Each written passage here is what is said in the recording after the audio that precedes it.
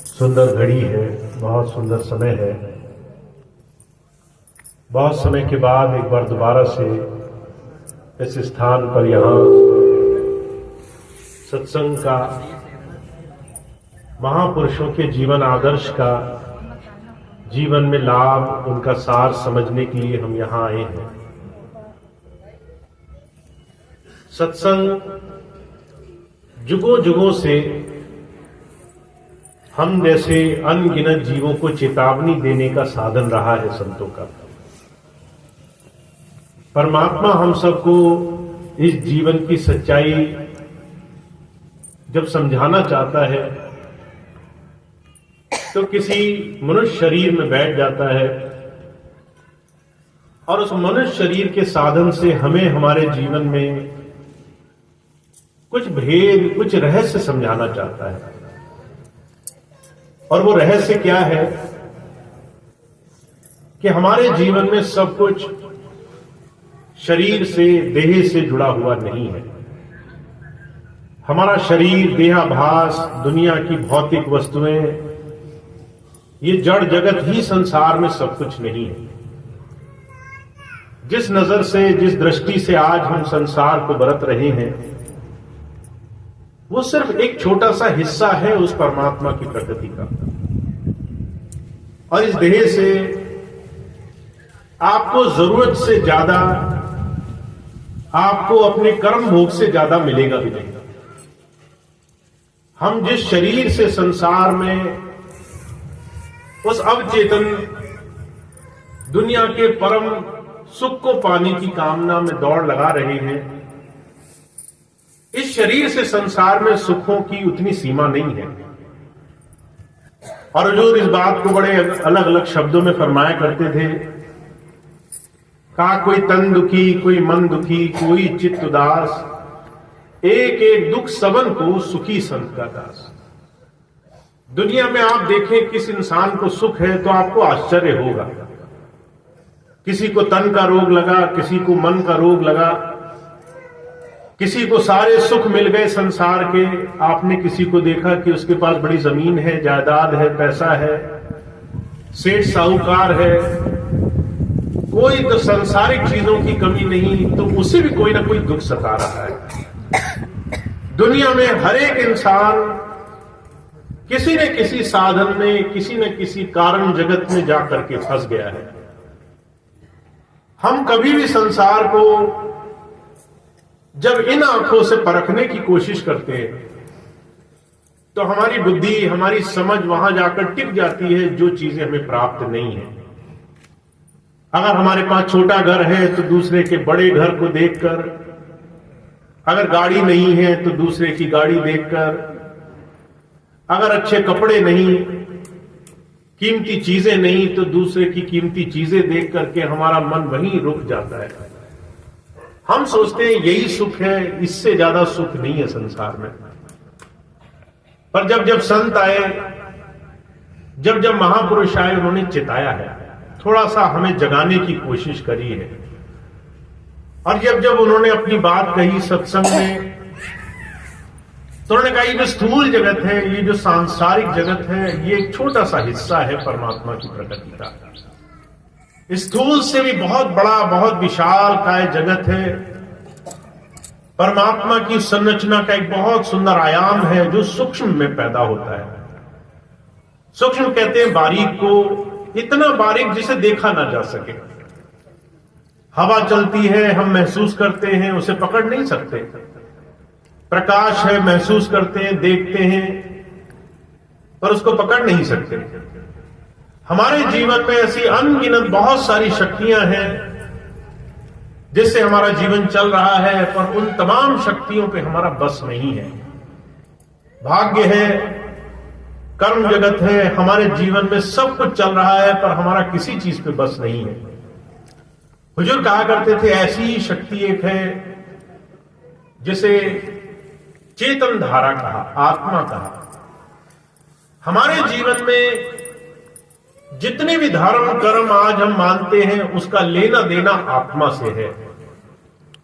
तो अगर आप और हम अपने जीवन में आस्था से, धर्म से, भक्ति भाव से किसी भी बात को सोचते हैं तो उसका शरीर से कोई लेना देना नहीं है। जब ये बात महापुरुषों ने समझाई तो उन्होंने हमें एक बात समझाने की कोशिश करी है। आज आधुनिक जगत में जो भी हम भक्ति के नाम पर कर रहे हैं वो सिर्फ शरीर को खुश करने के साधन है। लोगों ने यात्राएं करी, पूजा पाठ करे, अखंड पाठ रखवाए, कथा कीर्तन किए, भूखे प्यासे रहे, अलग अलग तरीके से बहुत बड़े बड़े अनुष्ठान किए। और जब मैं ये बातें कहता हूं तो आप अपने चारों तरफ के जीवन को देख लेना। बहुत से लोग हैं बहुत कठोर तप कर रहे हैं, नंगे पैर चल रहे हैं, यात्राएं कर रहे हैं कि शायद भगवान मिलेगा। बहुत से लोग ऐसे हैं महीने महीने भर पूजा कर रहे हैं कि शायद इससे सुख मिलेगा। बहुत से लोग हैं भगवान के एक रूप को मान रहे हैं, दूसरे रूप को मान रहे हैं। बहुत से लोग ऐसे हैं जो तरह तरह से अनगिनत साधनों की भक्ति में लगे हुए हैं इस आशा में कि उन्हें भगवान मिलेगा। अभी आज मैंने बड़ा सुंदर उदाहरण सुना, आपके सामने रखूं। बड़ा आनंद विनोद का विषय था। एक आदमी अपने घर में गया, उसको किसी ने एक पजामा दिया। इस पजामे को आप पहनना, वो लंबा था। उसको मन में आया कि मैं अपने घर में कहूं इसको छोटा करा दिया जाए। उसने अपनी घर में पत्नी से कहा इसको 2 इंच छोटा कर देना। पत्नी ने ज्यादा जवाब नहीं दिया। उस आदमी को लगा कि शायद मेरी बात अनसुनी हो गई। उसने अपनी बहन को कहा इसको 2 इंच छोटा कर देना। उसने भी अनसुना कर दिया। उसने अपने घर में किसी और बहन को कहा, 3-4 लोगों को बोल दिया। बहनें व्यस्त थी, अनसुना कर दिया। आदमी को लगा कि मेरा काम नहीं होगा, कल शादी में जाना है, क्या पहन के जाऊंगा। रात को वो सोया। चारों बहनें अपने अपने समय पर उन्हें याद आया कि अरे हमें तो पजामा 2 इंच छोटा करना था। एक ने 2 इंच छोटा किया, सिल करके सो गई। दूसरे को याद आया, उसने 2 इंच छोटा किया, वो सिलकर सो गई। रात भर में चारों ने पजामा 2-2 इंच छोटा कर दिया। जब वो सुबह उठा उसने देखा कि पजामा था अब बड़ी छोटी सी नेकर बनकर रह गया। शादी में जाना है, कैसे जाएंगे। महाराज जी कहा करते थे ऐसी स्थिति हमारी संसार में विश्वास को लेकर है। हम तरह तरह संसार की बहुत चीजों में विश्वास करते हैं, भगवान राम में, कृष्ण में, देवी में, देवताओं में, पूजा पाठ, जब तक नियम संयम में। हमें नहीं मालूम किसके कहने से हमारा काम बन गया, किसका शुक्राना अदा करें, किसको धन्यवाद दें। अभी कुछ दिन पहले मुझे एक बहन मिली लखनऊ में, उनके बच्चा नहीं होता था। किसी ने कहा पूजा करो, पूजा करी। किसी ने कहा हनुमान जी के यहां चली जाओ, वहां गई, उन्होंने अनुष्ठान बता दिया। किसी ने कहा हिमाचल चली जाओ, वहां उन्हें कह दिया कि तुम्हें नारियल नहीं खाना है, वो अनुष्ठान कर लिया। किसी ने कह दिया केले नहीं खाने हैं, वो अनुष्ठान कर लिया। 5 साल बाद संजोग बना कि बच्चा हुआ। अब ये चिंता का विषय है कि किस भगवान के करने से हो गया, किस भगवान ने दया करी। इतनी मन्नत मान चुके हैं कि जितना 5 साल में पहले दौड़े थे उतना दोबारा दौड़ना पड़ेगा, क्योंकि सारे अनुष्ठान फिर से पूरे करने हैं, कहीं कोई नाराज ना हो जाए। हुजूर कहा करते थे जब हम एक नाव छोड़ करके अनगिनत नाव में सवारी करते हैं, डर से भय से भक्ति मानते हैं, तरह तरह जगह जगह जाकर के मत्था टिकाते हैं और ये नहीं समझ पाते कि ये सारे भक्ति भाव दैहिक शारीरिक कभी थे ही नहीं। परमात्मा कभी देह का विषय था ही नहीं। परमात्मा शरीर से पाए जाने वाला कोई साधन था ही नहीं। परमात्मा हमेशा, इष्ट हमेशा हमारी आत्मा से उस प्रभु को याद करने, उससे करुण पुकार करने का विषय रहा है। अब ये बात आप कैसे मानेंगे? हमारे स्वामी जी महाराज अक्सर मिसाल फरमाया करते थे, जब हम मंदिर जाते हैं मंदिर में भगवान की मूर्ति के सामने खड़े होते हैं, भगवान सामने है, आप आंखें बंद कर लेते हैं। इतनी दूर आए प्रार्थना करने के इरादे से, जिस भगवान से मिलने आए उसके पास पहुंचे तो आंखें बंद कर लिया आपने। अब आप प्रार्थना कर रहे हैं, किस भगवान से प्रार्थना कर रहे हैं? क्योंकि जिसे मिलने आए थे वो तो सामने है। फिर अंदर प्रार्थना करने, अंदर उस परमात्मा से पुकार करने का विषय क्या है? स्वामी जी कहा करते थे, हमारी आत्मा जानती है हमें किस चीज की दरकार है, हमें किस परमात्मा, किस मालिक की चाह है, कहां वो शक्ति है जिस शक्ति से हमारा कुछ संसार में भला होगा। तो संत आते हैं हमें चेताने के लिए कि संसार के दो स्वरूप हैं। एक शारीरिक स्वरूप जो बहुत कम है, बहुत छोटा सा है, उससे बहुत बड़ा विशाल स्वरूप है आत्मा का स्वरूप। आत्मिक स्वरूप को आप कब जान सकते हो? हुजूर कृपाल सिंह जी महाराज वो कहा करते थे, हमारे ठीक दोनों आंखों के पीछे जहां माताएं बहनें बिंदी लगाती हैं, जहां भाई तिलक लगाते हैं, जहां शिव जी के तीसरी आंख दिखाई जाती है, इसको अलग अलग तरीके से आत्मा का स्थान कहा है महापुरुषों ने। इसको ज्ञान चक्षु, इसको दिव्य नेत्र, इसको सिग्नल आई, शिव नेत्र, इसको अलग अलग नामों से महापुरुषों ने बयान किया है। योगियों ने, साधुओं ने इसे आज्ञा चक्र कहा है, दशम द्वार कहा है, 10वां दरवाजा। ये वो दरवाजा है जो आपकी आत्मा का स्थान है। आत्मा का वास इस शरीर में अगर कहीं है तो ठीक दोनों आंखों के पीछे है। और जो कहा करते थे, इस स्थान से अगर आत्मा संसार में रमी तो 5 इंद्री और 5 ज्ञान इंद्री, 5 कर्म इंद्री के कारण रमी। का मन जो है, मन एक ऐसी शक्ति है जिसे अगर हमने समझ लिया और इस मन को अगर हमने किसी साधु संत महात्मा के पास जाकर के, जहां दोनों आंखें बंद करके कई बार हम ध्यान करते हैं, जहां माताएं बहनें बिंदी तिलक लगाती हैं, उस जगह हमने ध्यान टिकाना शुरू कर दिया तो हमें अपने जीवन में ये ज्ञान समझ में आएगा कि हम किस शक्ति से उस परमात्मा को पूजते रहे हैं आज तक। तो जो कहा करते थे, इसके करने के लिए आपको जीवन में एक बात समझ लेनी है, आपने आज तक उस परमात्मा की भक्ति शरीर से नहीं करी। जब भी आपने उस परमात्मा को पाना चाहा, इस शरीर के अंदर उस चेतन धारा आत्मा से ही पाना चाहा है। अगर आपने तीर्थ करे तो आपने अंदर से उससे पुकार करी, अगर आपने व्रत रखे तो आपने अंदर से उससे प्रार्थना करी, अगर आपको कष्ट हुआ तो आपने अंदर से उसे बुलाया, अगर आपको संसार में किसी चीज की तकलीफ हुई तो आपके अंदर से उस परमात्मा को पाने की कसक जगी है। हम अंदर से उस परमात्मा से जुड़ने के लिए हमेशा से प्रयासरत रहे हैं, पर हमें इसका एहसास नहीं। संत महापुरुष क्या समझाना चाहते हैं? आप इस बात को स्वीकार करो कि आपकी बाहरी तमाम साधन सिर्फ मन को खुश करने के लिए है। आपका जो भक्ति भाव है वो आपकी साधना का विषय है। आपके आध्यात्मिक ज्ञान वो साधना से आपके जीवन में आएगा। साधना किसे कहते हैं? वेद में साधना शब्द का मतलब है किसी चीज को एक जगह स्थिर करने की अवस्था बना लेना।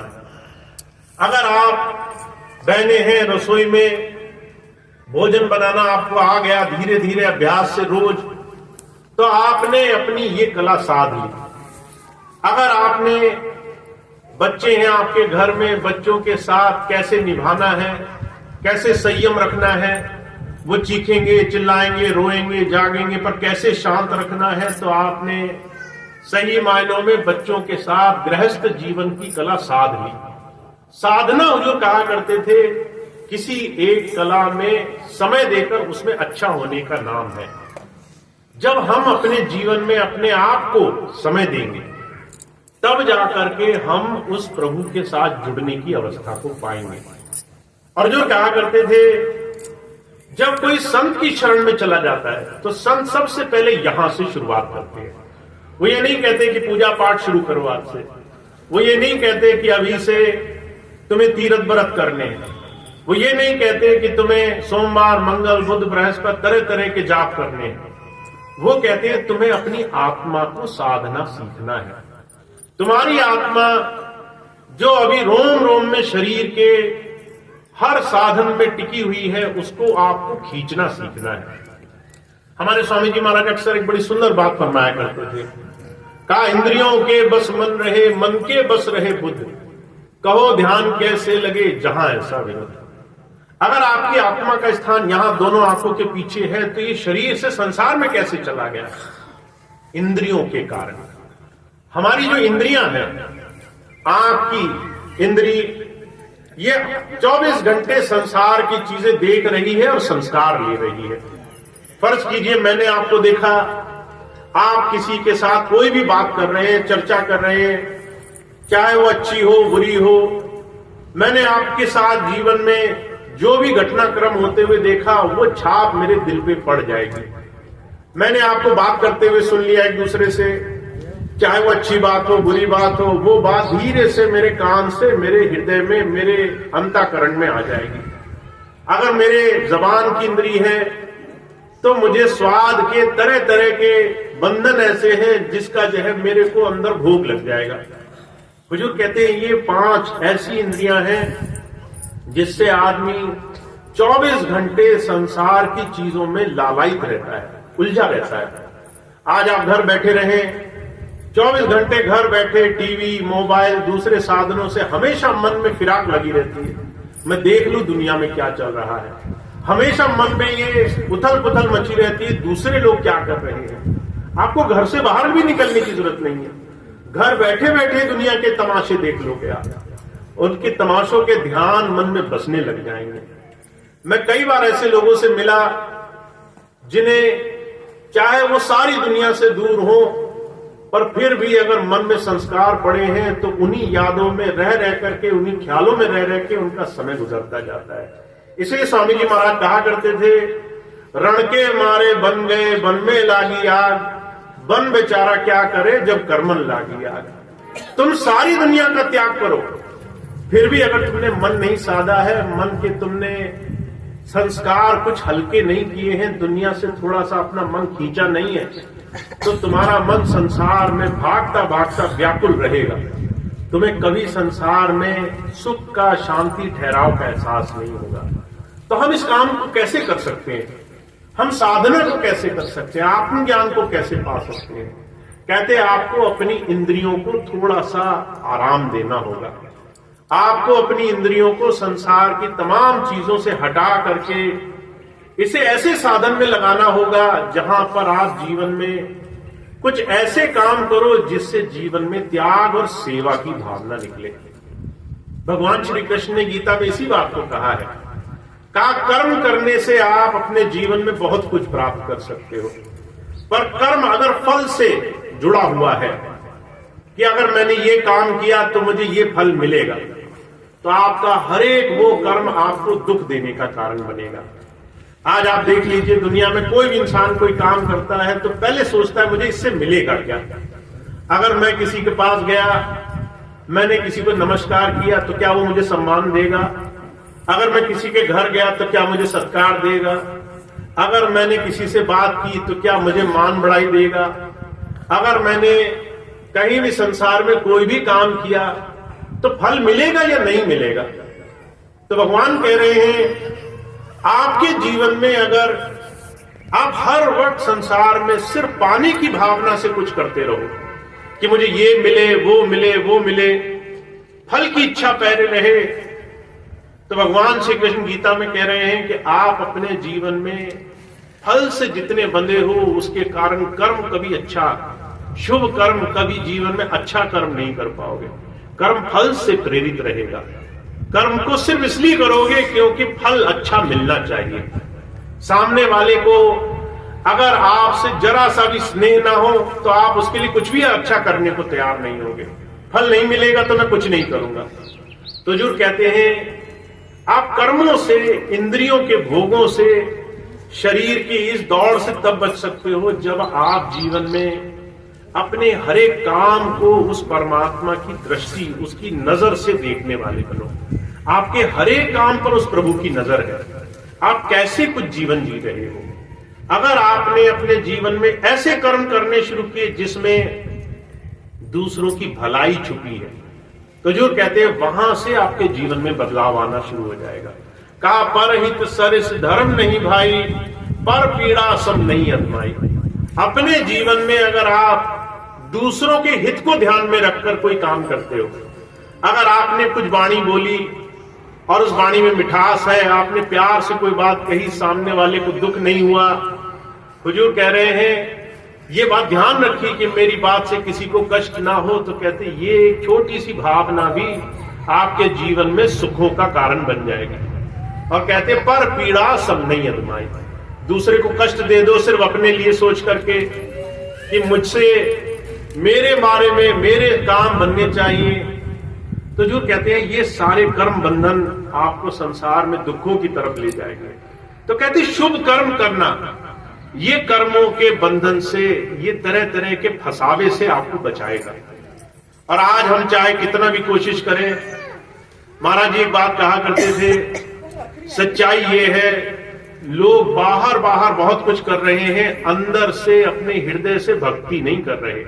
और यही कारण है सारा संसार बहुत दुखी है, परेशान है। तभी इस संसार में लोग भक्ति के साधन को नहीं समझ पा रहे। इसलिए कबीर साहब ने क्या कहा, करनी मीठी खाणसी कथनी विष की लोए, करनी सो कथनी सो करनी करे तो विष अमृत होए।